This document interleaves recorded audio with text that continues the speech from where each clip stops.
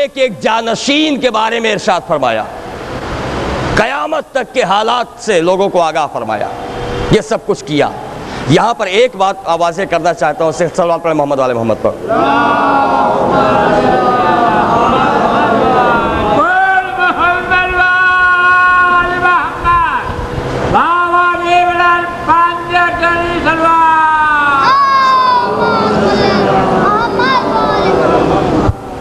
और वो ये है कि कुछ अफराद हमारे यहाँ ऐसे भी हैं जिन्होंने मिंबर तकसीम किया है।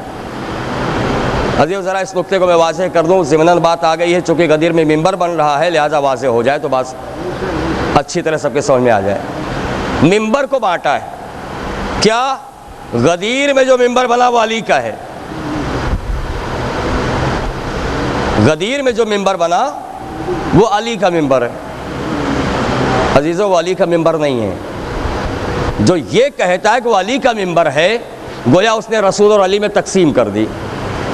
याद रहे, अली रसूल के वारिस हैं। कोई मिंबर, जो भी मिंबर बना है वो रसूल का मिंबर है और अली रसूल के मिंबर के वारिस हैं। गदीर के मैदान में रसूल के लिए मिंबर बना है। हाँ, इस मिंबर से ऐलाने विलायत मौलाए कायनात हुआ है, लेकिन मिंबर रसूल का है और वरासत अइम्मा की है।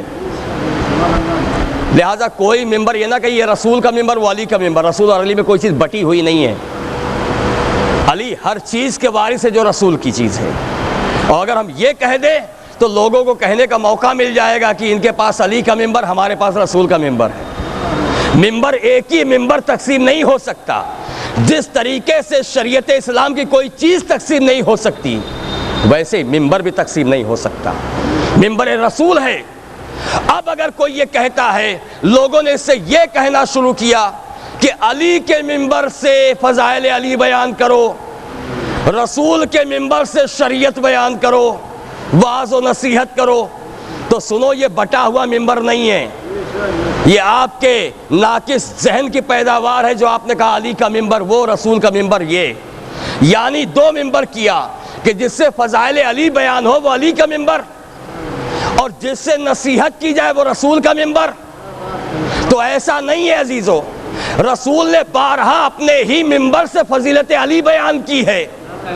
लिहाजा मिंबर रसूल से अली की फजीलत बयान करना सुन्नत रसूल है।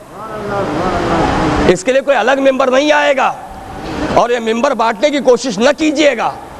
इस्लाम में कोई चीज़ नहीं बटेगी, ये वरासत में चलती आई और चलती जाएगी।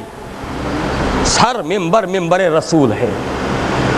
और अगर ये मिंबर रसूल न होता गदीर का, तो जब अगर ये मान लिया जाए गदीर में जो मिंबर बना वो अली के लिए था, तो फिर अली को मिंबर रसूल पे बैठने का हक ही नहीं था। क्या कहना? अब जो मेरा मौला आके मिंबर रसूल पे बैठा तो कैसे बैठा? गोया बता रहा है मिंबर कहीं भी बने वो होगा मिंबर रसूल, और मिंबर रसूल से हमेशा जिक्र अहले बैत होगा। इसलिए कि जो कुछ हुआ है मिंबर रसूल से ही हुआ है। हर बयान मिंबर रसूल से हुआ है। शरीयत मिंबर से पहुंचाई गई है तो फजीलत भी मिंबर से पहुंचाई गई है। और इसके बेशुमार वाक़यात हैं, आप सुना करते हैं। इमाम हुसैन आ रहे हैं, एबा के दामन में पैर उलझा गिरे, रसूल खुतबा मुनक़ता करके आते, हुसैन को अपनी गोद में लेके बैठते। अब वहाँ से नहीं शुरू कर दे जहाँ खुतबा छोड़ा था, अब हुसैन की तारीफ़ कर रहे हैं। पहचानो इसे, ये हुसैन है। तो मालूम ये वह रसूल ने अपने मिंबर पर ज़िक्र अहले बैत करके बताया है कि ये मिंबर ज़िक्र अहले बैत के लिए है। लिहाजा ये न कहिए कि अली का जिक्र करने के लिए कोई और मिंबर तलाश करो। हर मिंबर अब मिंबर अली है, हर मिंबर मिंबर रसूल है, और हर मिंबर हमारे इमाम ज़माना का मिंबर है। सलवात पढ़े मोहम्मद वाले मोहम्मद।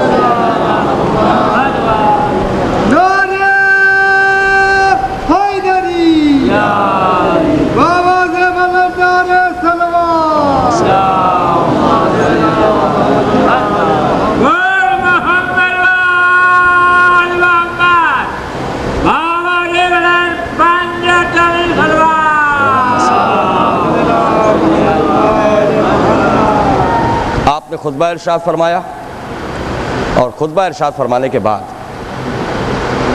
अब आपने लोगों से इकरार लिया जो तारीख में मौजूद है, अलस्तु औला बिअनफुसिकुम, क्या तुम्हारी नफ्सों पर तुमसे ज़्यादा मेरा हक है? सब ने इकरार किया, बेशक या रसूलुल्लाह, हम पर आपका हक हमसे ज़्यादा है। हक आपका है हम पर, हमारा कुछ नहीं। 3 मरतबा इकरार ले लिया और उसके बाद आपने ऐलान विलायत किया, मगर ऐलान विलायत इस अंदाज में किया, रसूल तो जानते थे कि बाद में लोग क्या क्या करेंगे। कुछ न मिलेगा तो मौला के माना तलाश करने की कोशिश करेंगे कि मौला के कितने माना होते हैं। लिहाजा रसूल ने कैद लगा दी। जब सब ने इकरार कर लिया तो आपने इरशाद फरमाया, अल्लाह मौलाया, अल्लाह मेरा मौला है। अब जो माना निकालना वही अल्लाह भी होगा। अली को मौला जिस माना मानोगे वही माना अल्लाह के लिए भी होंगे। अल्लाह मौलाया, अगर कहते हो मौला के माने गुलाम तो फिर अल्लाह तक बात जाएगी। अल्लाह मेरा मौला, व अना मौलल मोमिनीन, ये नहीं फरमाया अना मौलल मुस्लिमीन, ये नहीं कहा कि मैं मुसलमानों का मौला, ये फरमाया मैं मोमिनों का मौला। गोया एक कैद लगा दी कि अल्लाह मेरा मौला है, मैं मोमिनों का मौला, और जब मैं मोमिनों का मौला हूं तो मोमिनों का जिम्मेदार हूं। जिसका मैं मौला नहीं उसका जिम्मेदार भी नहीं हूं। अब हौज़े कौसर पे उसे मिलेगा जाम जो मोमिन होगा। अगर मोमिन बन के आओगे तो जामे कौसर पाओगे, कुछ और बन के आओगे तो जहन्नम की तरफ हकाए जाओगे। सलवात पढ़े मोहम्मद वाले मोहम्मद पर।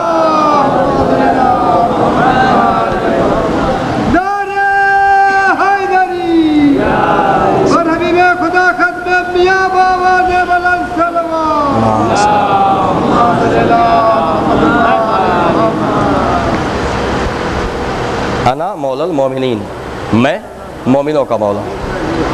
मन कुन तुम मौला हो फ़हाज़ा अली मौला, जिसका मैं मौला हूँ उसका अली मौला है। ना मैं सबका मौला हूँ ना अली सबका मौला है। जिसका मैं मौला हूँ उसका अली मौला है। बस फ़र्क हो गया, यहीं से बात वाज़े हो गई। जिसका मैं मौला हूँ उसका अली मौला है। जब मैं सबका मौला नहीं हूँ तो अली भी सबका मौला नहीं है।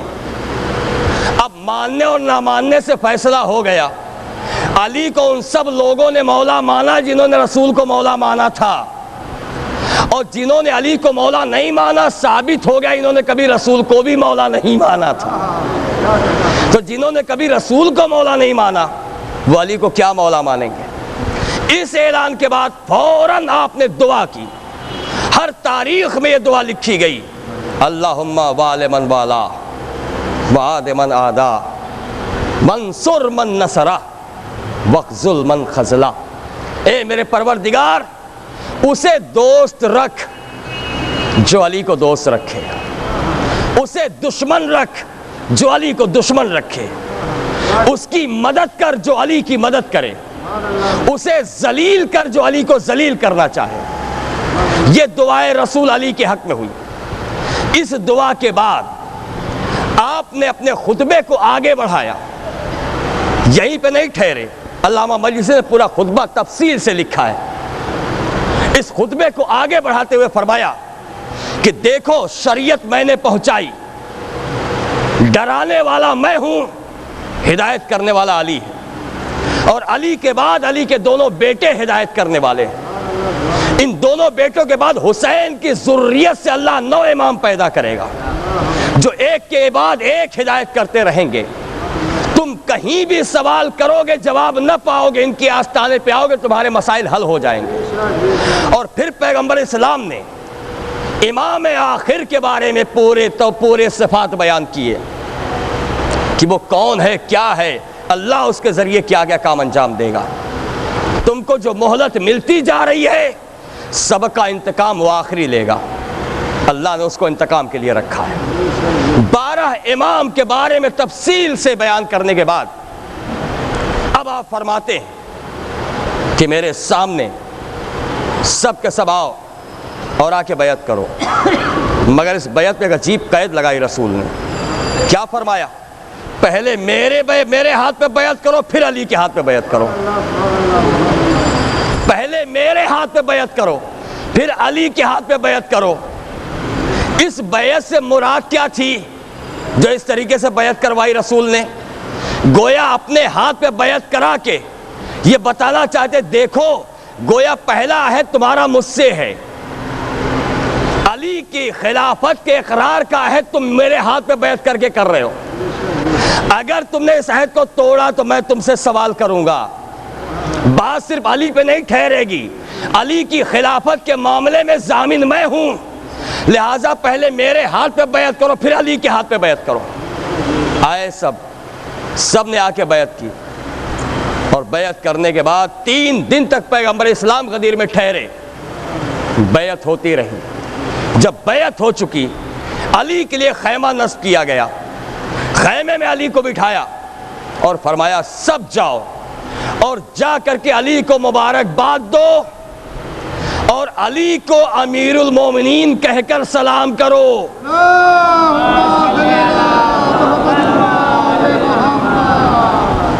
तो 1.25 लाख हाजियों ने गदीर के मैदान में बहुक्म रसूल अली को अमीरुल मोमिनीन कहा। अब अगर समझना है तो यूं समझो कि 1.25 लाख ने अली को अमीरुल मोमिनीन कहा, रसूल ने कहलवाया, गोया अल्लाह ने कहलवाया। तो अली को अमीरुल मोमिनीन अल्लाह की तरफ से कहा गया। अब जो दूसरों को अमीरुल मोमिनीन कहा जाता है, इनके लिए सनद पेश करो कि रसूल ने इनके बारे में क्या कहा। अमीरुल मोमिनीन सिर्फ और सिर्फ एक ही जात है, वो जाते अली है। अली के अलावा किसी को अमीरुल मोमिनीन नहीं कहा जा सकता। और कैसे कहा जा सकता है? ऐलान पे गौर करें, जिसका मैं मौला उसका अली मौला, मैं मोमिनों का मौला। तो जैसे मैं मोमिनों का मौला, वैसे अली मोमिनों का मौला। तो जब रसूल ने अली को मोमिनों का मौला और अमीर बनाया है, तो अली ही अमीरुल मोमिनीन रहेंगे, कोई दूसरा अमीरुल मोमिनीन नहीं हो सकता। अब लोगों ने जो अमीरुल मोमिनीन का लवादा ओढ़ा है, इसके पर्दे में क्या छुपाना चाहा है? खुदा की कसम बड़ी अजीब बात है। एक सलवात पढ़े मोहम्मद वाले मोहम्मद का।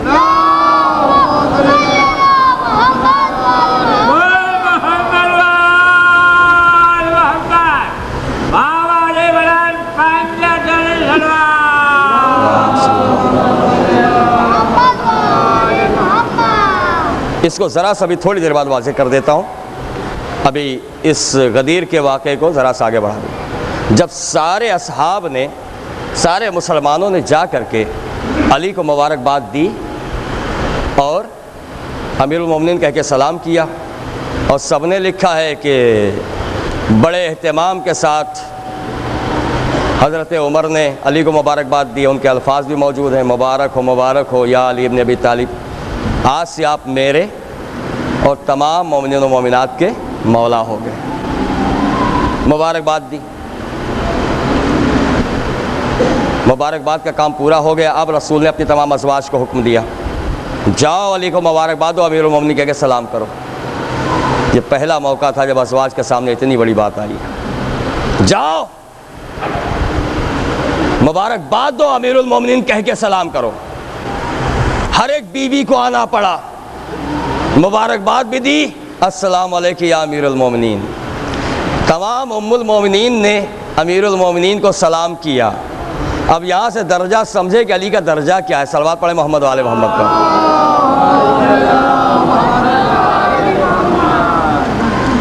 और कुछ ऐसे भी बातें हैं, इंशाअल्लाह कल के मजलिस से मैं कोशिश करूँगा अर्ज़ करने के लिए। आज वक्त इतना नहीं है कि उसको छेड़ सकूँ। चुनांचे एक तवील रवायत है जिसमें हुज़ैफ़ा यमानी से एक नौजवान अंसारी ने, हालत नज़ा था उनका, जब मर्ज़ुल मौत में थे हुज़ैफ़ा, उस वक्त उसे सवाल किया था और उसने हुज़ैफ़ा ने पूरी तफसील के साथ वो गुफ्तगू की है, जिसे अल्लामा मजलिसी ने और दूसरे उलमा ने अपनी अपनी किताबों में नकल किया है। उसका कुछ हिस्सा इंशाअल्लाह कल के मजलिस में अर्ज़ करूँगा कि कितनी बड़ी साजिश कर मदीना में चल रही थी, जिसके सिलसिले में मैं तबूक की जंग के बारे में बता चुका हूँ कि अली को भी कत्ल करने की कोशिश, रसूल को भी कत्ल करने की कोशिश हुई थी। और इस सिलसिले में ये लोग कभी पीछे नहीं रहे, हमेशा कोशिश करते रहे। इसी ज़िम्न में मदीना में एक अहदनामा तैयार किया गया। अहदनामा तैयार करने के बाद, जिसमें एक के बाद दूसरी, दूसरी के बाद तीसरी, पूरी एक सिलसिलेवार हुकूमत का अहदनामा था। और उसमें लोगों को अपनी तरफ बुलाने के लिए जो तरीक़ेकार मुअय्यन किया गया था वो सब लिखा गया। बहुत सारे लोगों ने इस अहदनामे में दस्तखत किए और उसके बाद यह अहदनामा ला करके काबे में दफन कर दिया गया। खिलाफत, दूसरी खिलाफत के ज़माने तक वहाँ दफन रहा, इन्होंने निकलवाया उस अहदनामे को। तारीख़ के औराक में ये भी पाया जाता है। इंशाअल्लाह इस अहदनामे के सिलसिले में बाद में अर्ज़ करूँगा। आज सिर्फ एक बात अर्ज़ कर देना चाहता हूँ कि एक ऐसा मौका आया, हजतुल विदा से पहले अल्लाह अपने हबीब को यह बता चुका था कि हबीब अब तुम्हें वापस मेरी बारगाह में आना है। बाद के सारे इंतजामात के बारे में भी इशारे किए जा चुके थे और यह था कि जो कुछ तुम्हारे पास है सब अली के हवाले कर दो, जितने उलूम तुम्हें अता हुए वो सब अली के हवाले कर दो। चुनांचे एक ऐसा मौका आया कि पैगंबर इस्लाम ने, उम्मुल मोमिनीन जनाब आयशा की बारी थी और पैगंबर इस्लाम ने पूरी रात और आधा दिन सिर्फ तन्हाई में अली से बातें की। इनके दिल पे आरे चल रहे थे, ये क्या हो रहा है मेरी बारी में इस तरीके से।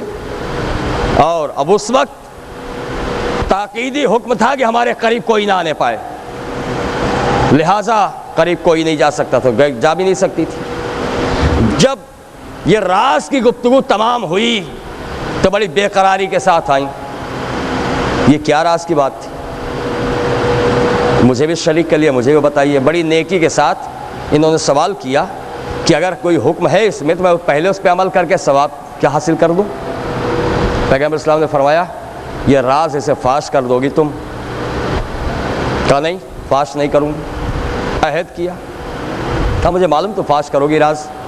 कहा नहीं, मैं नहीं फाश करूँगी। अहद कर लिया इन्होंने।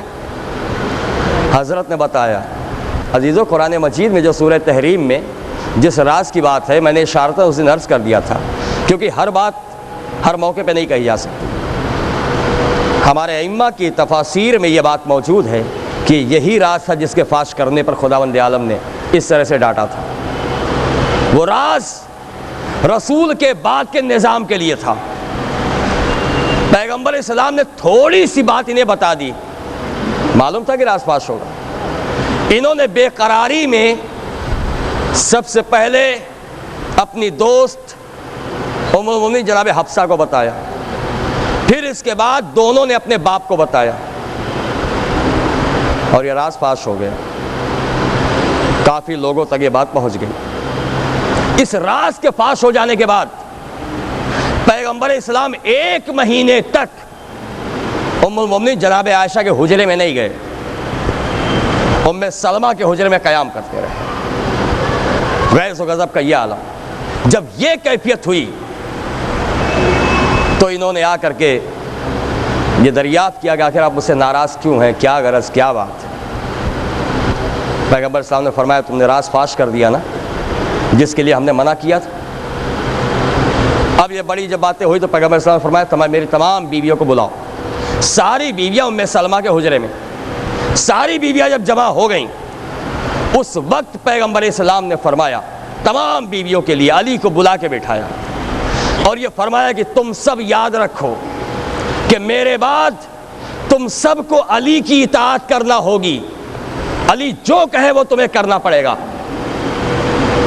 और जो भी अली की नाफरमानी करेगी वो मेरी नाफरमानी कर रही है। दूसरी चीज ये कि या अली तुम्हें यह हक है कि मेरे बाद मेरी जिस बीवी को चाहो तुम तलाक दे सकते हो। तमाम बीवियों को जमा करके ये फरमा रहे, जिस बीवी को चाहो तलाक दे सकते हो। उस वक्त कोई नहीं बोला मगर ये बोल पड़ी कि या रसूलल्लाह अगर ऐसी बात हम इताअत करेंगे। पैगंबर इस्लाम ने फरमाया तुम बोली हो लिहाजा तुम ही नाफरमानी करोगी। और तमाम बीवियों के मजमे में पैगंबर इस्लाम ने फरमाया कि वो दिन कैसा होगा कि जब तुम अली की नाफरमानी करते हुए निकलोगी, हजारों मुसलमानों के दरमियान में जाओगी और तुम पर हवा के कुत्ते भौंकेंगे। उस दिन तुम हक पे नहीं होगी। और यही चीज थी कि जब उम्मुल मोमिनीन जंगे जमल के लिए निकलने लगी तो उम्मे सलमा ने यही याद दिलाया था कि क्या रसूलुल्लाह ने हम सब के दरमियान ये नहीं कहा था जिसके लिए अब तुम निकल रही हो। तो जरा सा लग्जिश हुई, मगर तलहा और जुबैर ने फिर से आमादा कर दिया और चली गई। हवा के कुत्ते भी भौंके। वहाँ 50 झूठी गवाहियों के बाद वो भी मामला रफा दफा हो गया, आगे बढ़ गए। तो इजान मोहतरम से बेशारतन मैंने इतनी बात अर्ज़ की है। इंशाअल्लाह कल की मजलिस में इसकी पूरी वजाहत करूँगा। सलवात पढ़े मोहम्मद वाले मोहम्मद पर। अब सिर्फ एक बात अमीरुल मोमिनीन से ज़हमत तमाम कर दूँ। अमीरुल मोमिनीन कोई हो ही नहीं सकता सिवाय अली के। और जब रसूल ने अली को अमीरुल मोमिनीन कहा है, क्यों? वजह इसकी यह है कि मोमिन वो है जो अल्लाह के मामले में किसी की रियायत ना करे, कोई रिश्ता अल्लाह के मुकाबले पे ना लाए, वो है मोमिन। और मुसलमानों में ऐसे लोगों की अक्सरियत थी कि जो दौरे जाहिलियत के कत्ल का बदला अली से लेना चाहते थे। जब अली ने अल्लाह रसूल की इताअत में तलवार चलाई तो किसी का बाप कत्ल हो या किसी का भाई कत्ल हो या किसी का दोस्त कत्ल हो, किसी का बेटा कत्ल हो, लेकिन कत्ल हुआ है तो अल्लाह की राह में जिहाद करते हुए अली ने कत्ल किया है। अब जो मोमिन है उसे तो मान के चलना पड़ेगा जो अली ने किया वो सही है। अब अगर कोई कलमा पढ़ने के बाद अपने भाई का कत्ल याद करके अली से अली का दुश्मन बन जाए, तो लिहाजा अगर ऐसे लोगों पर पाबंदी न लगानी होती कि छठ के अलग हो जाए तो अमीरुल मोमिनीन का लक़ब न दिया जाता। अमीरुल मोमिनीन इसीलिए कहा गया कि सच्चा मोमिन वो है जो अल्लाह के मामले में कोई रिश्ता दरमियान में न लाए। बाप कत्ल हुआ। अगर इस ईमान को समझा तो उम्मे हबीबा समझा रही हैं कि जिन्होंने बाप के आने पर रसूल का बिस्तर समेट के बताया कि जिस बिस्तरे पर रसूल बैठते हैं मेरा बाप है तू, मगर बैठने का हकदार नहीं है। यह है ईमान का तकाजा। मोमिन ऐसा होता है जो किसी की रियायत नहीं करे। और फिर अजीजान मोहतरम उसके बाद जब अमीरुल मोमिनीन का जो लक़ब लिया गया है इसके पर्दे में छुपाया गया मैं उसको वाज़ेह करना चाहता हूँ। और इसको वाज़ेह करने के लिए बस एक नुक्ता आपके हवाले कर रहा हूँ। ख्वाजा अजमेरी की रुबाई से इस्तिफादा हासिल कर रहा हूँ। सिर्फ एक मिसरा, दीनस्त हुसैन दी पनाहस्त हुसैन। देखिए अमीरुल मोमिनीन के पर्दे में क्या क्या छुपता है और बात वाज़ेह होगी। दीनस्त हुसैन दी पनाहस्त हुसैन। हुसैन दीन है, हुसैन दीन की पनाह है। क्या ख्वाजा अजमेरी ये नहीं कह सकते थे दीनस्त मोहम्मद दी पनाहस्त मोहम्मद? तवज्जो फरमाएं। क्या ये नहीं कह सकते थे दीनस्त अली दी पनाहस्त अली? या ये कहते दीनस्त हसन दी पनाहस्त हसन? सिर्फ हुसैन का नाम क्यों लिया? क्या सबब है? क्या मोहम्मद दीन नहीं है? खुदा की कसम मोहम्मद ही दीन है। अल्लाह का रसूल सरापा दीन है। रसूल ही का किरदार इस्लाम है, कुछ और नहीं है। रसूल के बाद अली दीन है, अली के बाद हसन दीन है। तो जब दीन है तो ख्वाजा अजमेरी ने कहा नहीं, ना दीनस मोहम्मद कहा, ना दीनस अली कहा, ना दीनस हसन कहा। तो जब दीनस मोहम्मद नहीं कहा, दीनस अली नहीं कहा, दीनस हसन नहीं कहा, तो किसी और को दीन कैसे कहते? क्यों नहीं कहा? तो कहा इसलिए नहीं कि अगर कहते दीनस्त मोहम्मद तो रसूल की बस में जितने बैठने वाले सब दीनदार माने जाते। अगर ख्वाजा अजमेरी ये कहते दीनस्त मोहम्मद तो बस में रसूल में जितने मिलते सब दीनदार कहे जाते, बेदीन कौन कहा जाता? लेकिन निगाहे ख्वाजा अजमेरी देख रही थी कि बस में रसूल में मुनाफिकीन है। अगर दीनस्त मोहम्मद कहूं तो ये भी दीनदार माने जाएंगे, तो बेदीनों को दीनदार कैसे कह देते? अब समझिए अमीरुल मोमिनीन के पर्दे में छुपाया क्या गया था। इसमें दीनदार भी आ जाए, बेदीन भी आ जाए, सबके लिए जगह हो, इसलिए अमीरुल मोमिनीन कहा गया है। दीनस्त अली क्यों नहीं कहा? इसलिए कि ख्वाजा अजमेरी ने देखा तो यहां भी मौजूद अशास जैसा मुनाफिक मौजूद, कैसे कैसे इब्ने मुलजिम मौजूद, जियाद जैसे लोग मौजूद, अली के आस्थाने पे कितने मुनाफिक मौजूद थे। न सिर्फ मदीना, कूफा तक मुनाफिकों से बज़्म अली भरी हुई थी। लिहाजा नहीं कहा दीनस अली, दीनस हसन नहीं कहा। क्यों? हसन ही के गिरोह में हसन का मुसल्ला खींचने वाले भी मौजूद थे। हसन ही के गिरोह में उबैदुल्लाह इब्ने अब्बास से जो मुआविया के हाथ बिक गए, कैसे कहते दीनस हसन, यहां भी लोग दीनदार हो जाते। ख्वाजा अजमेरी की निगाह तलाश कर रही थी कि कोई ऐसा मैदान मिले जहां दीनदार अलग हो, बेदीन अलग हो। अब जो निगाह उठी तो करबला के मैदान में 72 दीनदार नजर आए, लाखों बेदीन नजर आए। कहा दीनस्त हुसैन दी पनाहस्त हुसैन। सलवात पढ़े मोहम्मद वाले मोहम्मद पर।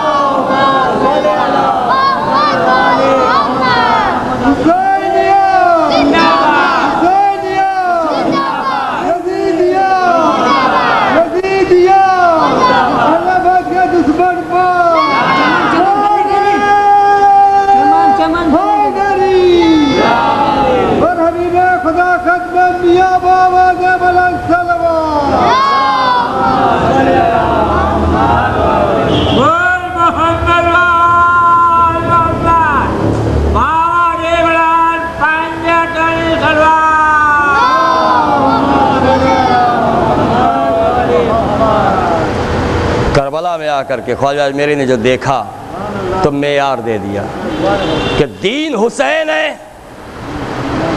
अब हुसैन ही के आस्थाने पे दीन मिलेगा, चाहे कोई अमीरुल मोमिनीन बने, चाहे कोई अमीरुल मुस्लिमीन बने, मगर दीन हुसैन के पास है। जो चाहे लक़ब लेते रहो, अगर मोमिनीन को देखना है तो हुसैन के आस्थाने पे देखना।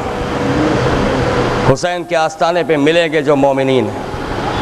जहाँ छोड़ के जाओगे तो मोमिन न पाओगे। मुनाफिकीन के गिरोह में मोमिन तलाश न करो, इसलिए कि ईमान कभी भी गुमराही के अंधेरे में नहीं रह सकता। रोशनी है, नूर है ना, जाएगा उस तरफ और अल्लाह रहने ही नहीं देगा। अल्लाह वलियुल्लज़ीना आमनू यखरुजू मिनज़ ज़ुल्माति इलन नूर। अल्लाह अंधेरे से निकाल कर उजाले में ले आएगा, रहने ही नहीं देगा।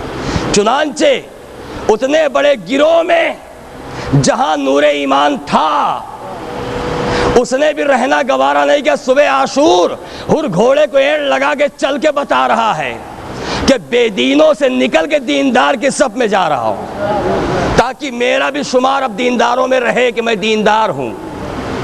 वरना जैसा हाकिम होता वैसे रियाया भी मानी जाती है।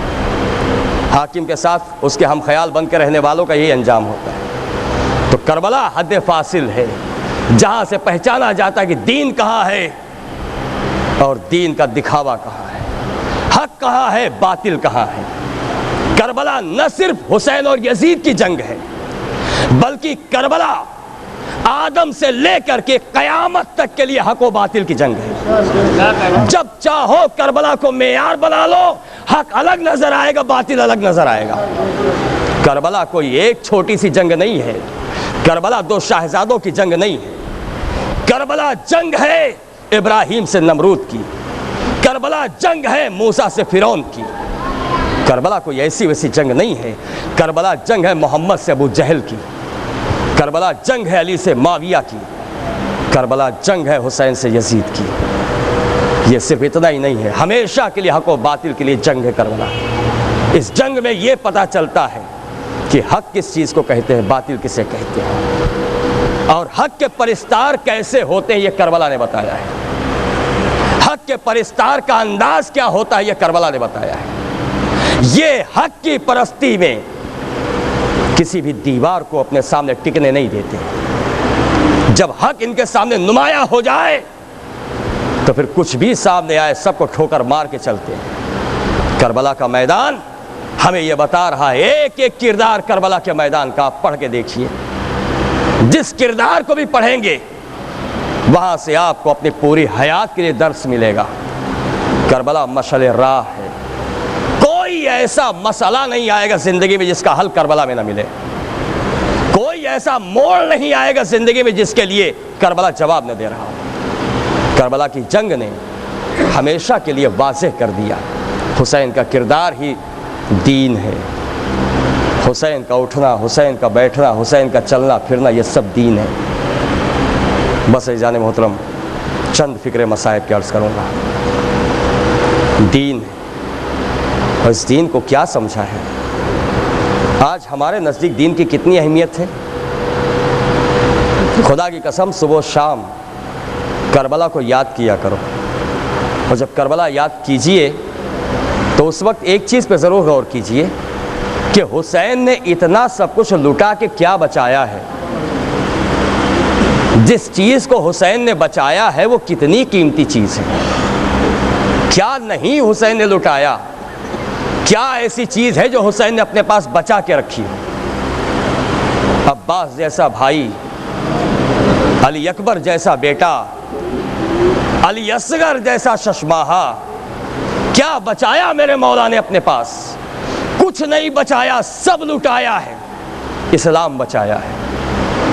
वे सोचिए कितना कीमती दीन है। ये दीन जो हम तक पहुंचा है, इतनी कुर्बानियों के बाद ये दीन हम तक पहुंचा है। इसके लिए कितनी कुर्बानियां हुसैन ने करबला के मैदान में दी हैं। चुनांचे अज़ीज़ान मोहतरम, आप ज़रा अंदाज़ा करें कि करबला के मैदान में हुसैन के सब्र का कोई क्या अंदाज़ा कर सकता है। सब्र हुसैन क्या है। हुसैन के सब्र पर इंसान तो इंसान है, कायनात की कोई मखलूक सब्र हुसैन का मुकाबला नहीं कर सकती।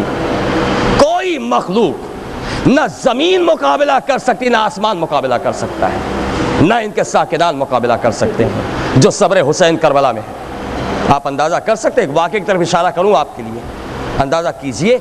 ये ज़मीन वो है, ये आसमान वो है जिसने बड़े से बड़े जुल्म को देख कर भी सब्र किया है। इसी ज़मीन पर जनाबे हाबील का मजलूम खून बहा है।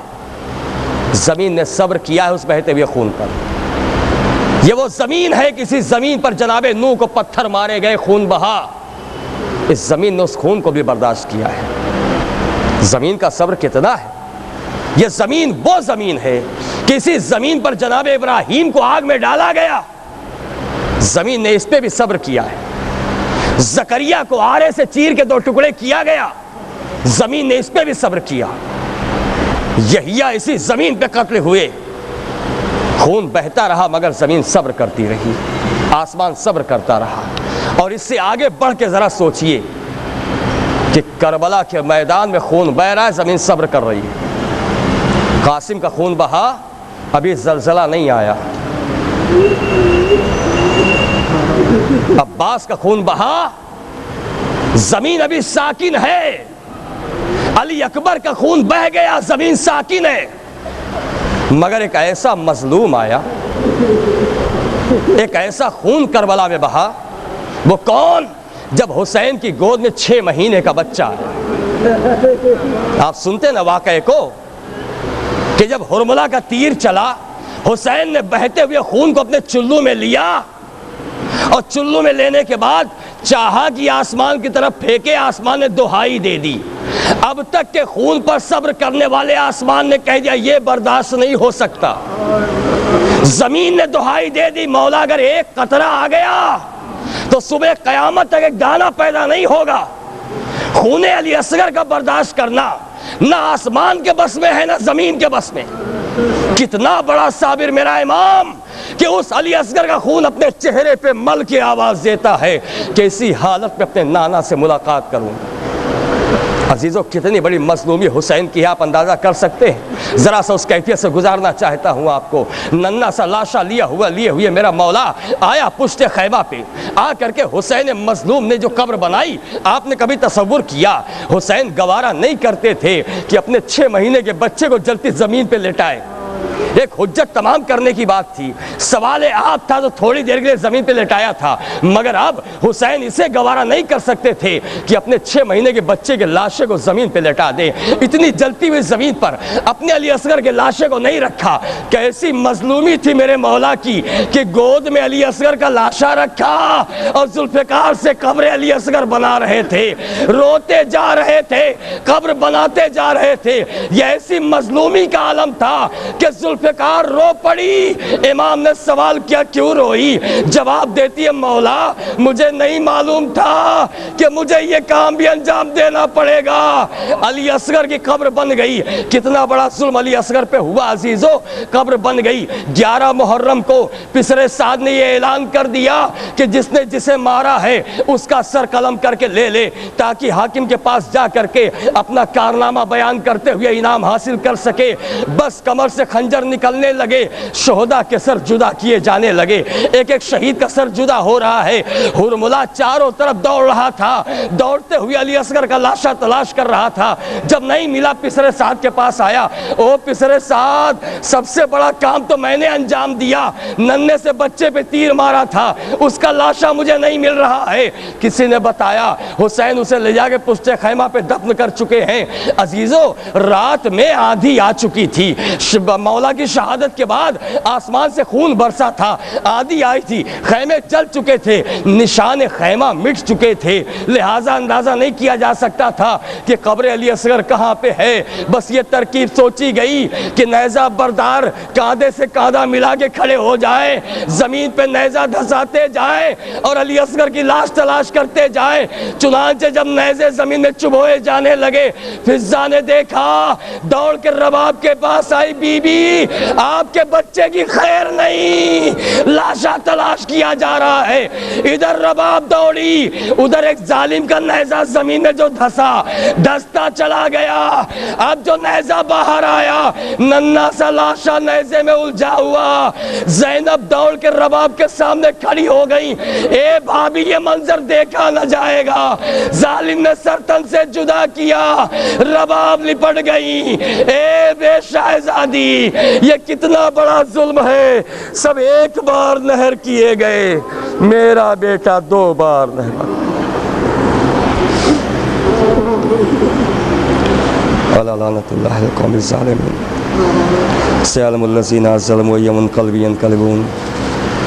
खुदाया सदका मोहम्मद वाले मोहम्मद मुस्तफ़ा का, सदका तमाम शोहदाए करबला और उसराए करबला का, सदका इमाम ज़मान अलैहिस्सलाम का हमारी इस इबादत को कबूल फरमा।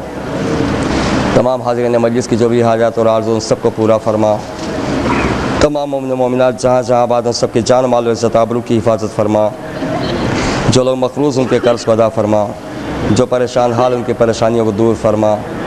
हमवात मोमिन मोमिनात की मग़फ़िरत फरमा। आप हज़रात 5 मरतबा मयूजीब पढ़ें, बीमारों के शिफ़ा के लिए और हाजतमंदों की हाजत रवाई के लिए। बिस्मिल्लाहिर्रहमानिर्रहीम। अम्मन युजीबुल मुस्तर्रा इज़ा दआह व यक्शिफुस्सू, अम्मन युजीबुल मुस्तर्रा इज़ा दआह व यक्शिफुस्सू, अम्मन युजीबुल मुस्तर्रा इज़ा दआह व यक्शिफुस्सू, अम्मन युजीबुल मुस्तर्रा इज़ा दआह व यक्शिफुस्सू, अम्मन युजीबुल मुस्तर्रा इज़ा दआह व यक्शिफुस्सू। खुदाया सदका मोहम्मद वाले मोहम्मद मुस्तफ़ा का तमाम बीमारों को शिफ़ा अता फरमा, तमाम हाजतमंदों की हाजतों को पूरा फरमा। जो लोग परेशान हाल उनकी परेशानियों को दूर फरमा। हमारे इमाम ज़मान अलैहिस्सलाम के ज़ुहूर में ताजील फरमा और हमें उनके अमान और अंसार में शुमार फरमा।